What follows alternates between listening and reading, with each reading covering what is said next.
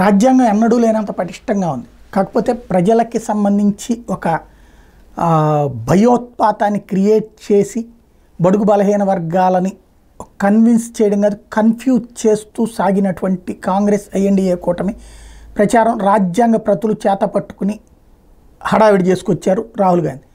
అందుకే ఇప్పుడు భారీ కార్యక్రమమే నిర్వహించింది భారతీయ జనతా పార్టీ.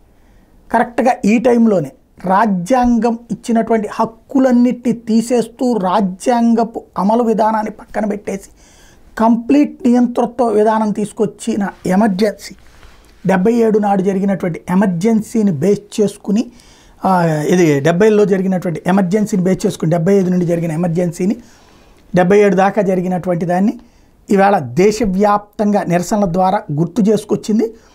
దేశంలో అత్యధిక పరిస్థితి విధించి ఇవాళకి 49 ఏళ్ళు పూర్తయినటువంటి నేపథ్యంలో ప్రధానిగా ఇందిరాగాంధీ ఉన్నప్పుడు తీసుకున్న ఆ నిర్ణయం సంచలనాత్మకంగా అయినటువంటి నేపథ్యాన్ని గుర్తు చేస్తూ 1975 జూన్ 25వ తేదీ అర్ధరాత్రి ఆనాటి ప్రధాని ఇందిరాగాంధీ ఆకాశవాణి ద్వారా ప్రకటించడం, రాయ్బరేలీ నుంచి లోక్సభ ఆమె ఎన్నిక చెల్లదని అలహాబాద్ హైకోర్టు ఇచ్చిన తీర్పు మీద షరతులతో కూడిన స్టే ఉత్తర్వును సుప్రీంకోర్టు వెలువరించిన కాసేపటికే ఇందిర ఈ సంచలనాత్మక నిర్ణయం తీసుకోవడం, పార్లమెంటరీ కార్యకలాపాలకు దూరంగా ఆమె ఉండాలని సుప్రీంకోర్టు ఆదేశించిన నేపథ్యంలో పేదలకు లబ్ధి కలిగించే పురోగమన చర్యలకు తాను ప్రారంభించినప్పటి నుంచి బలమైన కుట్ర మొదలైందని ఆరోపించింది. అప్పట్లో ఇందిర ఆమెను తొలగించేందుకు దేశవ్యాప్త ఉద్యమానికి జయప్రకాష్ నారాయణ పిలిపించిన తర్వాత అప్పట్లో అందరినీ అరెస్టులు చేసినటువంటి అంశం అందరికి గుర్తుంది. ఇప్పుడు అవన్నీ గుర్తు చేస్తూ ఎమర్జెన్సీ చీకటి రోజులు పేరుతో దేశవ్యాప్తంగా భారతీయ జనతా పార్టీ కార్యక్రమాలు నిర్వహించడం అన్నది కీలకమైంది.